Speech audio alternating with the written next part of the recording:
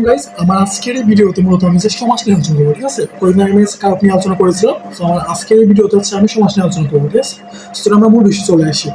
So অনুষ্ঠানে প্রথমে আমি দেখতে পাচ্ছি যে সমাসের মাধ্যমে গঠিত হয় কি? আমরা যদি সমাসের মাধ্যমে নতুন শব্দ গঠিত হয় তাহলে এটা হবে নতুন শব্দ। সমাসের মাধ্যমে নতুন শব্দ গঠিত হয়, ঠিক আছে? সমাসবদ্ধ পদকে কি বলে? আমরা যদি সমাসবদ্ধ শব্দকে বলে সমস্ত পদ, কিন্তু সমাসবদ্ধ পদকে বলে সমসমান পদ। বেশ বাক্য কাকে ব্যাখ্যা করে? বেশ বাক্য মূলত সমস্ত পদকে ব্যাখ্যা করে। পরীক্ষা নিয়ন্ত্রক পরীক্ষার সময়সূচি স্কুল কলেজে পাঠানোর নির্দেশ দিয়েছেন। এই বাক্যের সময়সূচি কোন পদ? আচ্ছা, পরীক্ষা নিয়ন্ত্রক, পরীক্ষার সময়সূচি, স্কুল কলেজ, এই তিনটা জায়গার মধ্যে হচ্ছে আমরা প্রথমত পাই এখানে বলছে সময়সূচি। তাহলে সময়সূচি, শুধুমাত্র সময়সূচি বলি তাহলে এটা হচ্ছে আমার পরপদ।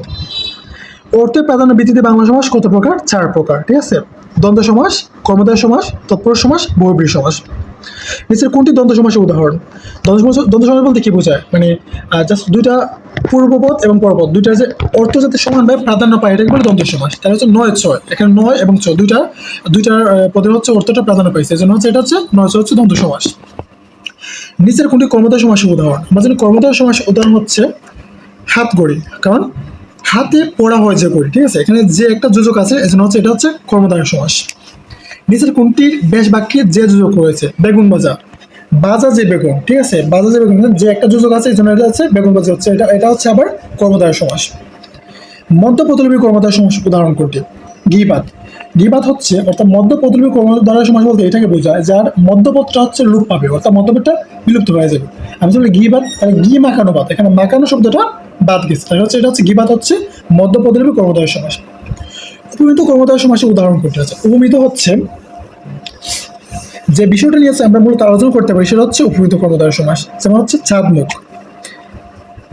মুখ চাঁদের ন্যায়, ঠিক আছে? মুখ চাঁদের ন্যায়, এটা হচ্ছে চাঁদ মুখ, অর্থাৎ উপমিত কর্মধারয় সমাস। নিচের কোনটিতে উপমেয় পদের সাথে উপমান পদের অবৈধ কল্পনা করা হয়? আমরা জানি যদি কোনো উপমেয় পদের সাথে উপমান পদের অবৈধ কল্পনা করা হয় তখন এটাকে বলে রূপক কর্মধারয় সমাস, ঠিক আছে? তাহলে হচ্ছে মনোমাঝি, মনে হচ্ছে মন রূপ মাঝি মিলে হচ্ছে মনোমাঝি, এটা হচ্ছে রূপক কর্মধারয় সমাস। বিভক্তি লোপ পাওয়া তৎপুরুষ সমাসের উদাহরণ কোনটি? আচ্ছা, বিভক্তি লোপ পাওয়া তৎপুরুষ উদাহরণ হচ্ছে এখানে হাতে কাটা গরু গাড়ি তেলে বোঝা ছেলে বোলানো, ছেলেকে বোলানো, ছেলেকে কে আছে এখানে একটা বিভক্তি আছে, এটা হচ্ছে লোপ পেয়েছে, এজন্য এটা হচ্ছে তৎপুরুষ সমাস। বিভক্তি লোপ পাওয়া তৎপুরুষ সমাস। নিচের কোনটি অলোপ তৎপুরুষ সমাসের উদাহরণ? আমরা জানি অলোপ তৎপুরুষ সমাস হচ্ছে যেটার কোনো ধরনের বিভক্তি লোপ পায় না, যেমন গরুর গাড়ি সমান গরুর গাড়ি, ঠিক আছে? এটা হচ্ছে এখানে একটা বিভক্তি আছে, এটা লোপ পাবে না, এজন্য হচ্ছে এটা হচ্ছে অলোপ তৎপুরুষ সমাস। অর্থাৎ যে তৎপুরুষ সমাসে বিভক্তি লোপ পায় না সেটাকে বলে অলোপ তৎপুরুষ সমাস। তাহলে গরুর গাড়ি সমান গরুর গাড়ি। কোন সমাসে পূর্বপদ ও পরপদের কোনটির অর্থ না বুঝে অন্য কিছু বোঝে? আমরা জানি যে সমাসে পূর্বপদ এবং পরপদের কোনটির অর্থ না বুঝে অন্য কিছু বোঝে সেটা হচ্ছে বহুব্রীহি সমাস, ঠিক আছে?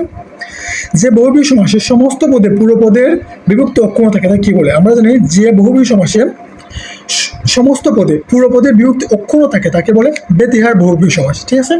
সো আই থিঙ্ক আমার ভিডিওটা আপনাদের জানি কেমন লেগেছে হচ্ছে বিষয়টা হচ্ছে আপনি জানাবেন, কমেন্টে জানাবেন।